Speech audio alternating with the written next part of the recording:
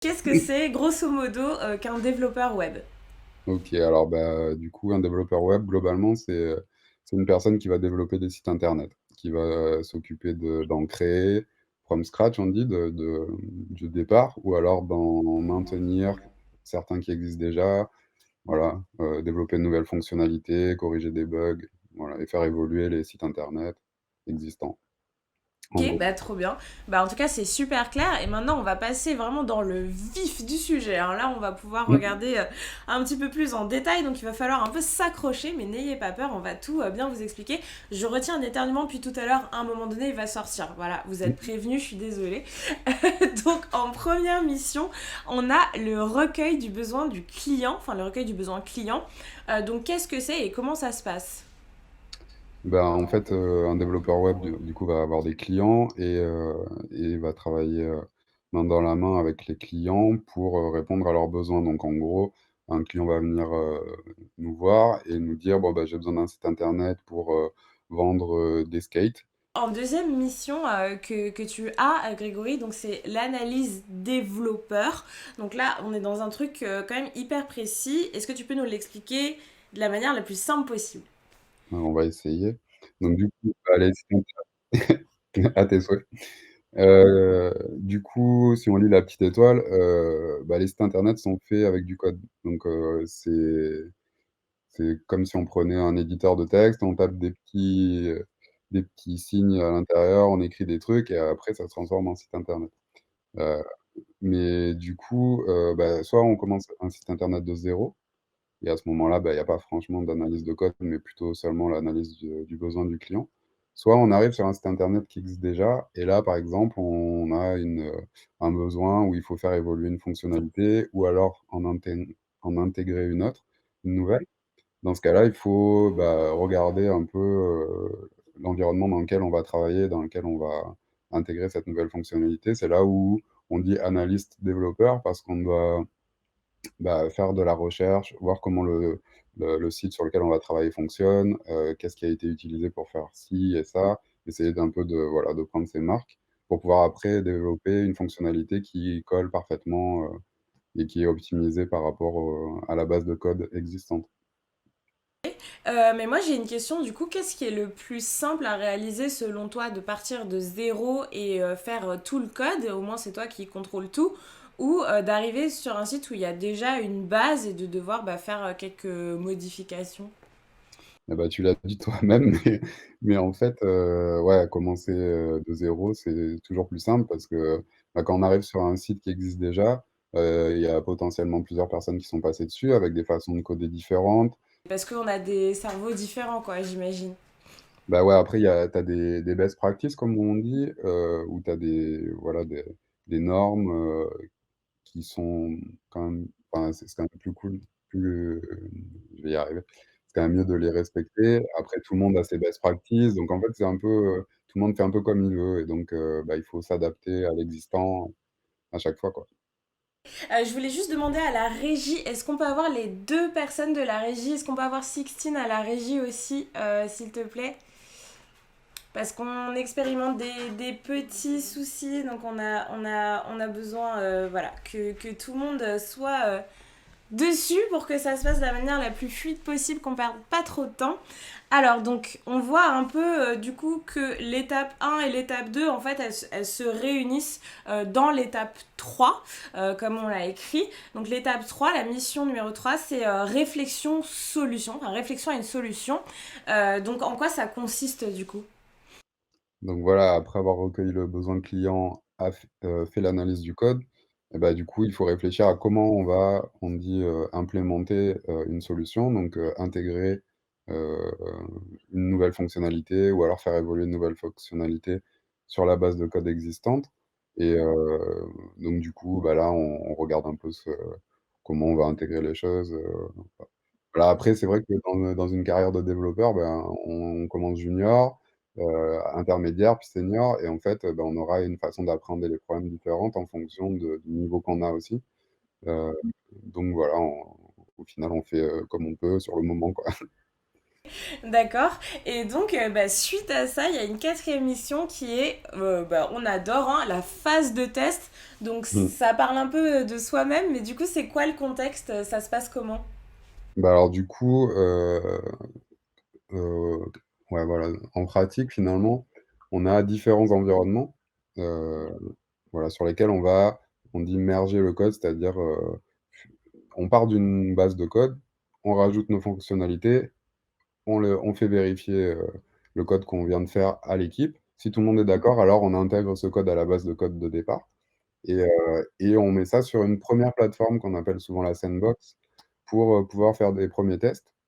Heu, une fois qu'on a testé en sandbox et que tout va bien, on va prendre le code, on va le mettre sur un autre environnement, qui sera configuré et qui sera plus proche, de la version qui sera en production, c'est-à-dire accessible au public, qu'on appelle la pré-prod et donc là, on va donc avoir peut-être potentiellement plus de data, plus de voilà, un contexte un peu qui ressemble un peu plus à celui qu'on peut trouver en production Ça veut dire et donc quoi? là, on Parce va que là, c'est des termes assez techniques, donc si on peut essayer de... comment? Plus de data, ça veut dire quoi, par exemple? Ce que tu as dit. Bah, plus, par exemple, en fait, sur un site, il va y avoir des utilisateurs, des données et du coup, ben, en sandbox, potentiellement, ça ne sera pas franchement représentatif de ce qu'on pourra retrouver, en production parce que, bon, il y a beaucoup de tests qui sont faits, c'est un peu «le bordel» entre guillemets et en pré-prod, bah, du coup, on va avoir des datas qui vont potentiellement plus se rapprocher de la production et qui vont nous permettre, en testant, de potentiellement, détecter plus de bugs qu'en sandbox parce que ça voilà, ça se rapproche plus de la version finale et donc là, il y a d'autres corps de métier qui travaillent dans le web, qui interviennent aussi parce que du coup, ben, on fait du code pour faire des sites internet, mais on il y a aussi des tests qu'on doit mettre en place, la plupart du temps, pour tester le code qu'on a fait. Donc en fait, on fait du code qui teste du code et donc c'est, à ce moment-là, quand on passe sur la sandbox, sur la pré-prod, qu'on joue ces tests qui permettent en fait, une fois qu'on a développé une fonctionnalité, on va faire un test unitaire dessus, par exemple, qui va dire: «Bah, telle fonction, si on lui envoie ça, il faut qu'elle nous retourne ça». Voilà, une fois qu'on a fait la fonctionnalité, on code le test qui va nous assurer que cette fonction, si on lui donne ça, elle nous renvoie ça et en fait, du coup, ça nous permet après de quand on rajoute des fonctionnalités, qu'on touche potentiellement à cette fonction, de jouer ce test-là et s'il passe plus, ça veut dire qu'on a cassé quelque chose d'existant et là, on peut réagir avant que ça soit mis en production, en fait. D'accord. Ah ouais, donc c'est hyper séquencé, c'est vraiment une chose après l'autre, et tout est vraiment testé au fur et à mesure. C'est un peu un château de cartes, quoi, en fait. Bah, moi ouais, après moi j'apparente ça, pas mal à des Lego au final parce que c'est on a plein de fonctionnalités qui sont déjà développées, qu'on intègre à ce qu'on est en train de faire, c'est voilà, on fait un petit montage et des fois quand on a une pièce qui nous manque, on peut même la fabriquer donc c'est assez cool et puis ouais, c'est vrai, il y a toutes ces étapes pour être sûr qu'à la fin quand on met le code, quand on rend le code public et qu'on le met en public quoi, sur la version finale, tout fonctionne bien quoi. Ok. Mmh. On va regarder un petit peu en illustration, hein, ton métier. Alors, c'est pas toi. On a trouvé une autre personne, un autre BG barbu, lunettes de dos. On pourrait croire, mais en fait, voilà, c'est quelqu'un d'autre. Donc, du coup, on voit cette personne qui est en train de coder, du coup, là, j'imagine. Exactement. Donc voilà, c'est le quotidien du développeur. On est quand même, bah, du coup, pas mal devant l'écran, hein, toute la journée et puis voilà, on est globalement sur un éditeur de texte quand on un peu plus évolué quand on code, qui nous permet voilà, il y a plein de couleurs, c'est joli, c'est rigolo au début, mais ça nous permet en fait de bien, contraster, le langage, la syntaxe et de pouvoir comprendre ce qu'on fait rapidement, de voir exactement où on doit agir plus rapidement, en fait. Que si tout le Ok. texte était noir comme ça sur fond blanc, ça serait plus compliqué, quoi. On a une question de Macha qui demande si le client il est mécontent, une fois que vous avez fait tout ça, tous ces tests et tout, comment vous faites en fait? Et bah, du coup, en fait, il y a une méthode de travail qui existe, qui est assez répandue dans le web, qui s'appelle la méthode agile et en fait, on est censé, s'adapter avant que le client soit mécontent quand même et du coup, on travaille, voilà, par itération, on s'engage à livrer tant de choses, sur 2 semaines, par exemple. Au bout de 2 semaines, on fait le point, on voit où ça en est et on s'adapte, à ce moment-là. En fait, on est en perpétuelle remise en question, ce qui nous permet de nous ajuster rapidement et de pas partir sur, 3 mois de développement en sous-marin sans parler aux clients et après on arrive au bout de 3 mois, on livre et d'un coup, il y a rien qui va, c'est l'enfer. Donc en fait, en utilisant cette méthode, au final, c'est plus safe, quoi. Mmh. Ok, bah, trop bien. Donc, bah, voilà, on a vu, hein, on a eu une bonne idée de comment ça se passait au quotidien sur les écrans. Alors, on a une question de Simone qui demande combien de temps passez-vous environ à coder un seul site? Alors ouais, bah, ça, c'est une question à laquelle je vais pas pouvoir répondre parce que, bah, en fait, ça dépend tellement de ce qu'il faut que je fasse. Parce il peut y avoir autant des sites vitrines, qu'on appelle, certains sites des sites vitrines où c'est juste de la présentation d'informations. Voilà, par exemple, je sais pas, hem ouais, bah, une vitrine quoi, un petit magasin, mais il y a pas de back office derrière, on peut pas, changer le contenu et tout ça. Donc ça, c'est un site qui va être fait relativement rapidement.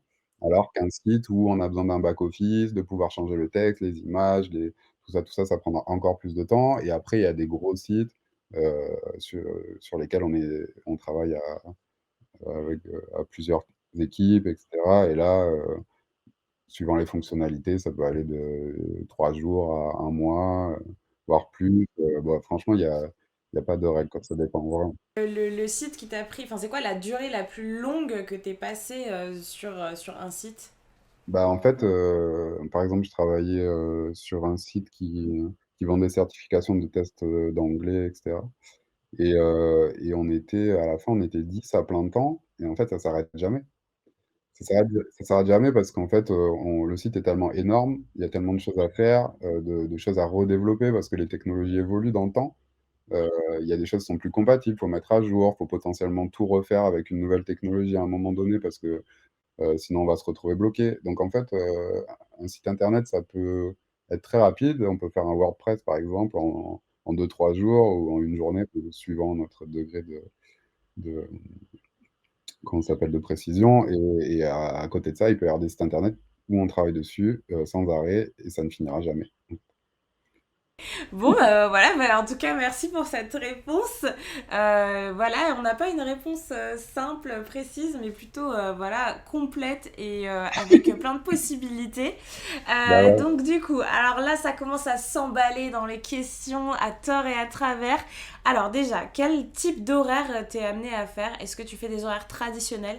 Est-ce que tu dépasses sur les soirées, les week-ends, les jours fériés, les vacances? Comment ça se passe? Bah, ouais, après ça dépend de là où tu travailles, mais globalement, on commence quand même assez tard. Bah, là, heu, actuellement, je commence vers 10 heures et puis voilà, après on a plus ou moins de pauses, mais on finit, vers, 6 heures, 6h30 et voilà et après le truc c'est que, bah, suivant l'investissement, qu'on veut mettre dans notre travail, bah, à un moment donné, s'il faut rester plus longtemps, on reste plus longtemps, voilà, après c'est ce qui est cool dans ce métier, c'est qu'on peut En fonction du fait de rester plus longtemps ou est-ce que bah, tu as une base déjà de moi d'heures? en fait, on a une base d'heures, payées, c'est sûr, qu'il faut respecter, mais après, voilà, quand il y a des urgences, s'il faut rester plus tard, parce qu'il y a un truc, voilà, après c'est la conscience professionnelle, qui parle ou pas. Mais Ok. voilà. Bah, du coup, moi, je voulais savoir, bon, alors, on a vu que tu travaillais donc principalement quand même devant un ordinateur à faire du code, hein. Mmh. Est-ce que quand même tu es amené à faire des déplacements pro et donc si t'en fais, pourquoi? Bah, ça m'est arrivé, en fait, ça m'est pas trop arrivé, mais une fois, je suis parti en Roumanie, à Bucarest, pour travailler pendant 2 semaines et former une team là-bas, sur le métier du client, c'est-à-dire, voilà, toutes les règles métiers, d'un client, comment les choses doivent se passer, voilà.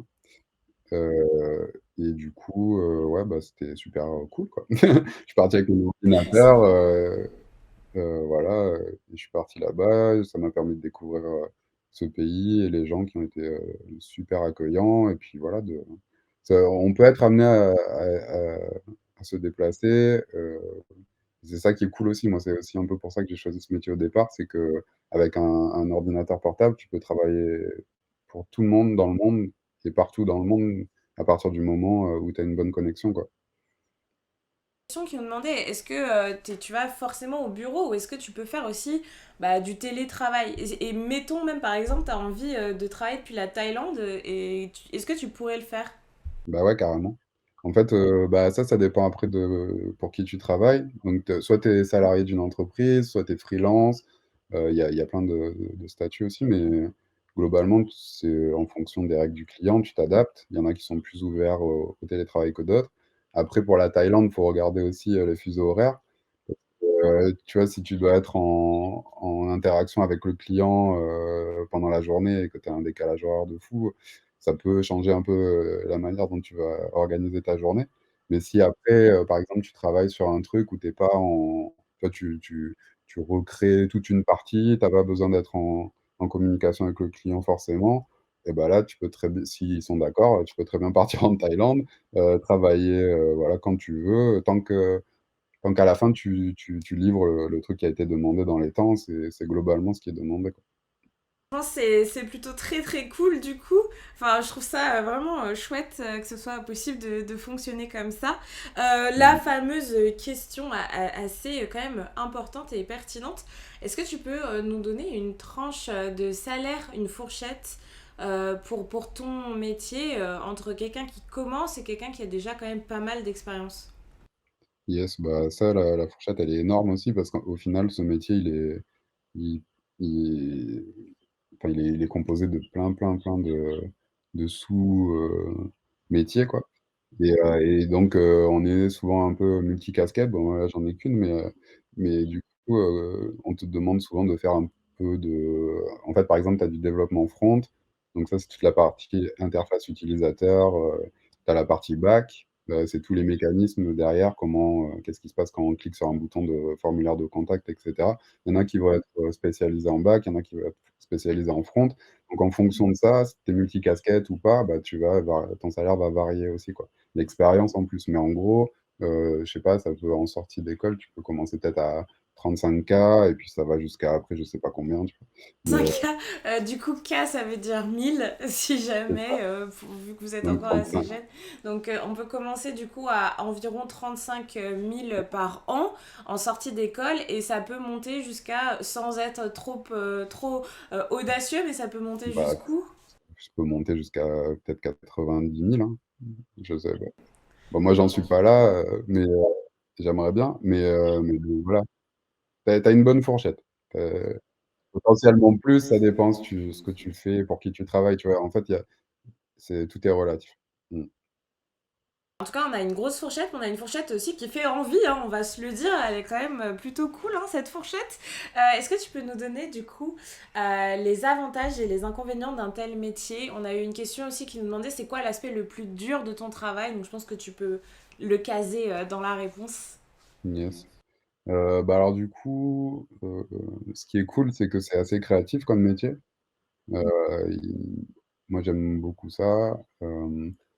Potentiellement c'est quand même super, enfin le rapport que tu peux avoir avec, ton patron est super cool aussi globalement, dans la plupart des cas parce que, bah, du coup il y a il y a beaucoup de demandes, mais il y a pas autant d'offres et donc c'est un peu, le monde upside down et voilà, on dit qu'il y a voilà, c'est une hiérarchie horizontale la plupart du temps, on est un peu tous au même niveau, même si tu as des supérieurs, mais le contact avec les gens, Avec le patron tout en haut, vous tout en voilà. bas et tout, c'est plus. C'est pas les chefs qui sont en train de fouetter les gars, pour les faire travailler, mais voilà, on travaille en bonne intelligence, en communiquant, voilà et c'est l'ambiance, elle est plutôt cool, le travail est sympa parce que, bah, du coup, c'est créatif, ça t'éveille l'esprit aussi parce que, moi, quand j'ai repris mes études, je me suis dit: «Qu'est-ce que je vais pouvoir faire tous les jours sans m'ennuyer?» parce que je m'ennuie assez rapidement et là, tous les jours, je fais un truc différent.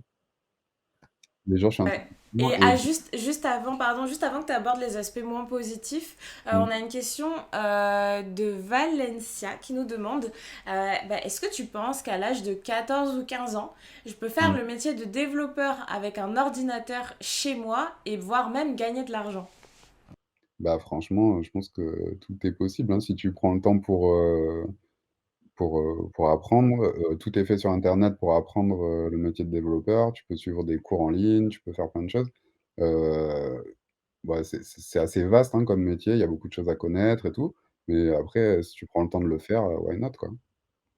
Je sais même pas si on a le droit d'être rémunéré légalement avant Ouais, après 16 ans, c'est ça, c'est ça. mais Après, bah, il y a cette histoire-là que je connais pas forcément, mais en tout cas, tu peux t'entraîner jusqu'à 16 ans et ça peut être un très bon plan, effectivement, ça peut être une très bonne idée de bah, ouais, commencer à acquérir des savoirs hein, avant de partout, commencer à pouvoir travailler.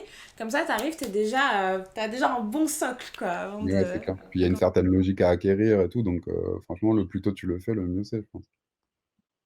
Du coup, donc dans les aspects négatifs, hein, on va pas passer à côté, on va en parler. Bah, dans les aspects négatifs, on va dire que, bah, tu travailles pas toujours sur des projets, qui sont bien codés. Ça, c'est relatif encore une fois parce que, bah, ça dépend de ton expérience, de ta vision du truc et tout, mais ouais, voilà, de temps en temps, c'est un peu compliqué de comprendre comment ça fonctionne, ce qui a été fait, quand il y a pas eu de référent et tout et ça peut être un peu chiant. Ce qui peut être aussi un peu chiant, mais bon, ça dépend des personnalités, c'est que, bah, du coup, ce monde évolue très vite. Il y a toujours, des bases, qui restent et qui te permettent, voilà, plus tu as de connaissances, plus tu vas comprendre les nouvelles choses qui vont sortir parce qu'il y a des différences et de ça, mais les bases sont plus ou moins les mêmes. Mais c'est vrai qu'il faut pas avoir peur du changement, de s'adapter, d'apprendre de nouvelles choses parce que, bah, sinon ça enfin moi j'aime bien ça, donc ça me pose pas de problème, mais il y en a qui sont un peu bloqués là-dessus parce que, bah, il faut changer les trucs et beh, du coup, ils sont dans leurs petites habitudes et voilà. Mais globalement, je trouve qu'il y a quand même pas mal d'aspects positifs comparé aux aspects, négatifs.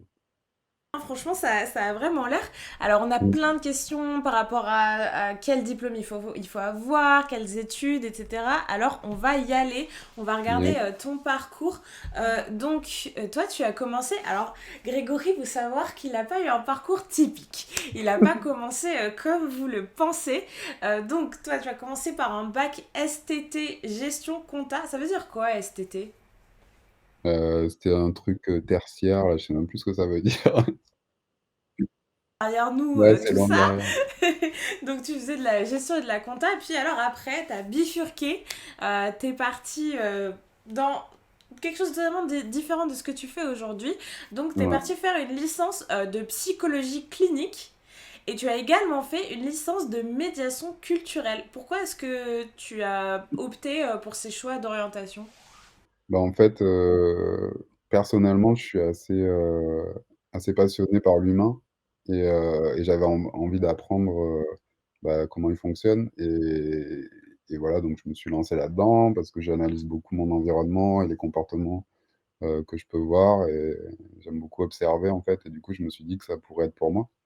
Mais après, je me suis rendu compte que c'était pas une science exacte et ça a commencé à me saouler un peu et Tu et t'es que dit, c'était, bah, un environnement dans lequel j'avais pas envie d'évoluer forcément parce que, bah, on évolue autour de pathologies, assez assez profondes, des comportements bizarres, c'est un peu bizarre, en fait du coup, à un moment donné, j'avais plus envie de me rapprocher de la réalité donc je suis parti en communication et et du coup, c'était cool et en parallèle, j'ai monté une asso pour, voilà, organiser des événements, DJ, tout ça et voilà, donc c'était assez enrichissant. Tout était un peu différent, voilà, j'ai appris plein de trucs. C'est toujours bien de voilà, pour le développement personnel aussi.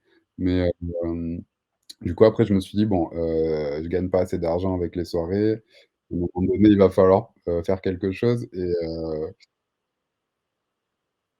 faire et un ouais, autre ouais, un peu truc. voilà et du coup, bah, je me suis dit justement, j'ai fait un petit stage de remise en question, Pôle emploi là et et du coup, je me suis dit: «Bon, bah, qu'est-ce que je peux faire toute la journée, jusqu'à la fin de ma vie?» même si bon, voilà, maintenant voué à travailler tout le temps dans le même métier toute sa vie, j'imagine. Mais du coup, je me suis dit, «J'ai envie de sortir d'un cours et de savoir faire quelque chose directement», parce que tout ce qui est communication, psychologie, c'est un peu vague, c'est pas très concret. Alors que là, bah, comment on fait un formulaire de contact? On fait comme ça. Bah, il y a différentes façons, on peut le faire comme ci, comme ci, comme ça, mais bon, il y a quand même globalement, c'est assez concret et du coup C'est pas parce que après s'il y a des personnes qui veulent faire de la psychologie ou de la communication, ils vont commencer à se dire ah mais moi j'avais l'impression que c'était concret parce que tu veux voilà, dire c'est que c'est plus euh, terre à terre matériel, c'est un plus un égale 2 quoi. C'est pas voilà aussi variable que les sciences humaines parce que les et sciences ouais, humaines ne seraient jamais des sciences exactes et toi tu exactement. voulais de la science exacte quoi Ouais visiblement. et là, Voilà. bah, pour le coup, c'est exact et je suis parti du moins rationnel au plus rationnel, je pense. Là, voilà et Pardon, mais dans la carte d'identité, on demande aussi si t'es amené à parler des langues étrangères. Et en fait, j'ai zappé parce que j'avais trop hâte de voir ton parcours. Et bah, on fait bien de me le redemander. Alors, quelle langue est-ce qu'il faut maîtriser pour faire ton métier? bah, l'anglais, hein, je dirais. Parce que du coup, déjà on code en anglais, c'est possible techniquement de coder en français, mais c'est une mauvaise idée. Et voilà, après, bah, de toute façon, l'anglais, il faut l'apprendre, cette langue. Il y a tellement de pays dans lesquels on parle anglais, et que de toute façon, ça ouvre tellement de portes de savoir parler anglais.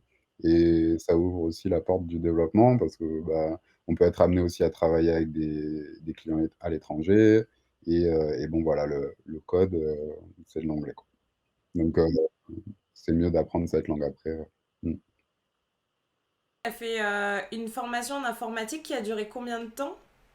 Bah, alors du coup, moi j'avais commencé par une formation de 2 mois à plein temps, puis 4 mois de stage, voilà, quand j'ai vraiment commencé, c'était en 2009. Et voilà, et après, je suis monté sur Paris pour faire 2 ans d'alternance, euh, et en travaillant un maximum chez moi le soir et le week-end quand même, parce que bah, c'est pas si évident au début, quand on n'a pas fait une formation dans le domaine, etc. Donc voilà, moi j'avais envie de rattraper le retard potentiel que j'avais beaucoup travaillé et au bout de 2 ans, bah, j'étais déjà, voilà, j'étais déjà un bon niveau. Ça équivaut à quel niveau de diplôme du coup? Bah, alors là, du coup, moi j'ai refait une licence 3, c'est un équivalent licence 3, quoi. Ouais. Ah, en tout cas, j'espère que c'est clair pour vous qui nous regardez. Et puis tu fais bien aussi de nous mentionner que tu as pas mal travaillé sur le côté et tout pour vraiment renforcer. Et du coup, je reviens à la conversation qu'on avait tout à l'heure sur le fait bah, de prendre peut-être de l'avance et de vraiment se familiariser avec ce milieu-là. Si c'est quelque chose qui nous intéresse, de toute façon, ça peut toujours servir. On dit dans le chat de mettre des likes pour Charlotte. Mettez des likes pour Charlotte. Franchement, elle mérite, elle vous résume tout trop bien. Là, je vois passer au fur et à mesure tout ce qu'on dit, Grégory. Franchement, vraiment, on est aux petits oignons. Là, on a tout qui est bien résumé, ça fait trop plaisir. Mmh. Du coup, voilà, et ben, comme tu nous as dit, donc tu es monté sur Paris pour faire tes débuts pro en 2011. Et bah, on voit que ça se passe bien, puisque 11 ans plus tard, tu es toujours dedans. Donc voilà, bah, d'ailleurs, on a une question de Shana qui nous demande est-ce que tu aimes ton métier? Bah, ouais, j'adore mon métier, et pour toutes les raisons que j'ai pu citer. Mais voilà, après, bah, c'est comme tous les métiers, hein, c'est pas toujours rose.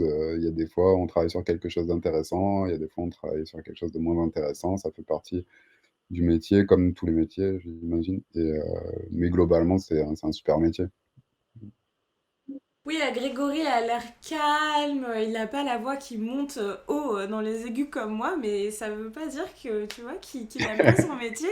Bien au contraire, vous voyez qu'il s'est un passionné et qui vous parle de façon pour préparer ce live, Grégory avait vraiment à cœur que vous compreniez très bien ce qu'il fait, que ça vous intéresse, que ce soit pas indigeste. Donc voilà, c'est vraiment, on a affaire à un passionné, hein. Donc on va regarder les compétences un peu qui sont nécessaires selon toi pour faire ce métier, ou en tout cas auquel toi tu fais appel vraiment régulièrement. Donc on on va regarder le premier dont tu m'as fait part et qui est vraiment massif, hein, 100%, et on va comprendre très rapidement pourquoi. C'est la logique. Donc pourquoi la Mmh. logique?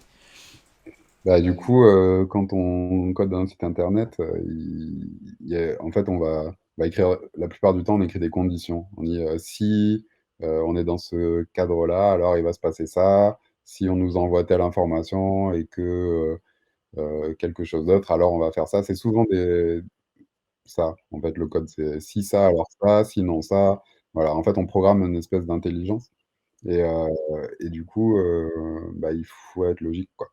Parce que sinon, on va programmer n'importe quoi. C'est logique, il faut être logique. On nous demandait avec quel langage tu codes. On a visiblement affaire à des Yes, connaisseurs, donc ils veulent savoir en quoi tu codes. yes. Bah, du coup, moi, là, en ce moment, je fais du PHP, en back-end, mais je fais aussi, je fais pas mal de JavaScript. J'aime bien le JavaScript et j'aime bien, du coup, plus l'aspect, front et ergonomie, user interface, autant que le back, tous les mécanismes qui se passent derrière et tout ça. Donc, bah, maintenant, là, la fame, c'est le JavaScript en front et en back, voilà, il y a plein d'autres langages, mais, en gros, moi, j'aime bien React. C'est une librairie, JavaScript qui permet de faire des interfaces utilisateurs, plus ou moins facilement, hein, ça dépend de l'interface et je fais du Symfony en PHP, pour la partie back. Bah, en tout cas, on a une réponse très précise. Alors moi, je t'avoue que je n'ai rien compris. J'ai dû arrêter les sciences quand j'ai fait mon bac littéraire. Donc là, je t'avoue que je suis un peu paumée, mais en tout cas pour les personnes qui ont des affinités avec ça, j'espère que la réponse vous a contenté, hein, que vous avez bien compris de quoi il s'agissait. En tout cas, ça m'intéresse vachement, hein. C'est pas parce que j'ai dû lâcher les sciences il y a longtemps que je trouve pas ça intéressant. Bien au contraire, j'aimerais bien être capable de faire du code moi aussi. Si jamais on est de nouveau confiné, je me suis fait la promesse que j'apprendrai les bases du code. Voilà, alors on continue avec les compétences. Donc une compétence aussi très importante, de toute façon elles sont toutes très importantes hein, selon toi. Mmh. Une compétence très importante, donc c'est la communication. Donc qu'est-ce que ça vient exactement faire dans le milieu du développement? Bah, du coup, c'est quand même toujours, un plus de savoir, s'exprimer, et communiquer, avec d'autres personnes parce qu'on est souvent amené à travailler en équipe.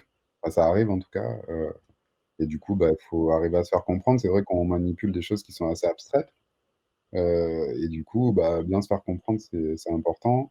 Heu, voilà, il faut comprendre, il faut arriver à comprendre le besoin du client pour pouvoir faire quelque chose, de correct et pas être, partir n'importe comment. Il faut comprendre ses collègues pour, synchroniser je sais pas quelle tâche ou un travail qu'on va faire en parallèle et qui doit être, après, mis en commun. Enfin, la communication, c'est quand même assez important, quoi. Et dans les deux sens, il faut que autant toi tu sois capable et apte à comprendre les autres et en même temps à te faire comprendre enfin, par les autres quoi. Ouais. Donc c'est vraiment ça va dans les deux sens. Une autre compétence que tu m'as citée, c'est alors on a un peu hésité, on savait pas trop. Soit faire preuve de créativité, soit faire preuve d'adaptation. En tout cas, on a considéré que ça allait ensemble. Mais Mmh. si tu peux nous expliquer pourquoi, ce serait top. Bah, du coup, en gros, ouais, créativité, c'est un plus. Heu, hem, voilà, parce qu'on va penser à comment on va concevoir certaines choses et la créativité rentre en ligne de compte à ce moment-là. L'adaptation parce que, bah, le métier évolue tout le temps, que les technologies évoluent tout le temps, qu'on est amené à travailler sur un Mac, puis après sur un système d'exploitation Linux peut-être, ou enfin, voilà, il faut pas, rester bloqué sur des choses. Il faut toujours être curieux, d'apprendre, parce que, en tant que développeur, tu vas apprendre toute ta vie, quoi. Mmh. D'ailleurs, on nous demande, Théo nous demande comment est-ce que tu as eu cette idée de devenir développeur? Parce que tu nous disais tout à l'heure que tu voulais aller dans du plus concret. Est-ce que c'était Mmh. déjà un métier que tu connaissais? Ou est-ce que tu l'as découvert un peu par hasard, peut-être par Pôle emploi? Ou comment ça s'est passé?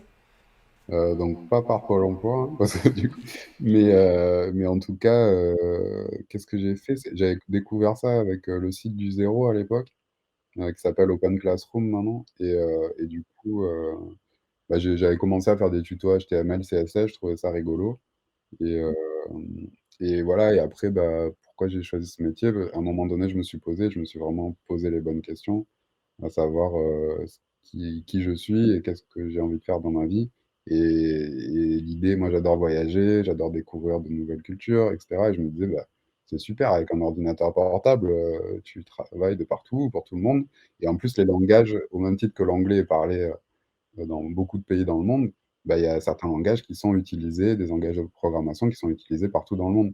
Donc au final, ouais, c'est pour ça que j'ai choisi ce métier parce que les perspectives me plaisaient, quoi. Mmh. Bah, je trouve ça très bien expliqué. On est pile dans les temps. Et comme vous êtes hyper réactif dans le chat et que vous posez plein de questions et que j'ose espérer et que vous avez bien suivi, et ben vous savez quoi, je vais vous lancer un quiz. Je sais que vous adorez ça, les quiz là, c'est vraiment votre passion. Mais attention, il faut pas juste trouver les bonnes réponses. Il faut que vous soyez le ou la plus rapide parce que sinon ça ne sert absolument à rien. Je veux vous voir apparaître dans le leaderboard. Donc allez-y. Alors j'attends que tout le monde soit prêt, se prépare à aller participer au quiz. Bien évidemment, Grégory, on le sait, on a envie de les aider, on a envie de Mmh. leur donner des petits indices et tout, mais on peut pas. Il faut les laisser se débrouiller au maximum. Donc voilà, on va y aller. Tenez-vous prêts. Je vais juste rajouter un petit truc vite fait par rapport à pourquoi j'ai choisi ce métier et bah, c'est aussi le contexte, c'est qu'en fait, il y a beaucoup de travail et ça, c'est pas à négliger parce qu'il y a beaucoup de formations. Par exemple, en psycho, je me suis dit: «Mais je vais où, en fait? Qu'est-ce que je vais faire après? Est-ce que ça» alors que là, on sort d'école, il y a du travail. Il y en a plus que ce qu'il faudrait, en fait. Mmh. En fait, je te propose qu'on en reparle vraiment juste sur la fin, Ouais, pas de quand tu as souci, je des voulais juste conseils te à donner, raconter parce ça. que là, du coup, on est sur, ils sont concentrés sur le quiz. Ah yes. Du coup, pardon. Donc, quelles études n'a pas fait Grégory? En plus, vous avez vu, il y a un petit bug. Donc, si vous avez eu le petit bug, vous allez pouvoir vous en servir pour répondre correctement. Donc, qu'est-ce qu'il n'a pas fait? De la psychologie, du droit, de l'informatique ou de la médiation culturelle? Là, normalement, en plus, vous avez vu les réponses. Il y a eu un petit bug pendant que Grégory nous parlait. J'étais distraite. Donc voilà, normalement, vous devriez savoir, vous devriez trouver rapidement. Donc effectivement, vous avez trouvé à 73%. Je suis étonnée qu'il n'y ait que 73% parce qu'on en a quand même pas mal parlé. Mais effectivement, c'est le droit. Grégory n'a pas fait de droit. Il a fait quelques études avant de se lancer dans l'informatique. Et donc, c'était la psychologie et la médiation culturelle. Voilà. Ensuite, quelles sont des missions de Grégory? Donc là, il y a deux réponses à cocher. Avoir des phases de test, dessiner des schémas, vendre des applications, faire de l'analyse développeur. Donc vous avez deux réponses à cocher sur les quatre. Vraiment, ne vous trompez pas. Parce que si vous en cochez une de bonne et que l'autre elle est pas bonne, ben ça va bon. Il faut cocher les deux bonnes réponses. Réfléchissez bien, je vois là que vous votez un peu moins rapidement que tout à l'heure. C'est logique, mais je pense que vous allez être bon. Et effectivement, vous avez quand même trouvé à 87 et 83% les bonnes réponses. Donc effectivement, dans les 4 missions dont on a parlé de Grégory, il y en avait 2 ici. C'était avoir des phases de test et faire de l'analyse développeur. Donc bravo, déjà vous êtes quand même beaucoup à avoir trouvé les bonnes réponses. Maintenant, on va voir qui est dans le leaderboard. Bravo à Nino Bourlon du collège Antoine de Saint-Exupéry qui a vraiment, mais qui a remporté haut la main cette session de quiz, hein, largement devant le reste, mais les autres ne sont pas en reste. On a quand même Mohamed Taki du collège Guy Flavien et également Simone Nzinga du collège, bah pareil, Guy Flavien, donc qui sont ex aequo en deuxième position. Et puis après, voilà, on a Macha, Edan, Yanis, bravo à vous, franchement vous avez géré. Je suis très fière de vous, vous avez très bien écouté, en plus c'était pas facile, donc je pense Grégory que tu seras d'accord avec moi, on peut les féliciter en tout cas d'avoir Bravo, bravo. d'avoir bien écouté. Et on arrive sur la dernière partie justement de ce live. On va parler des clichés que tu rencontres dans ton métier. Et puis après, si tu as un petit message à leur diffuser, bah justement, hein, que tu commençais à nous dire avant qu'on lance ce quiz, et bah tu pourras. Donc dans les clichés, on entend parfois qu'il faut avoir un parcours linéaire, c'est-à-dire un parcours voilà, sans embûches, sans détours, sans là, un parcours linéaire pour réussir. Donc, qu'est-ce que tu réponds à ça?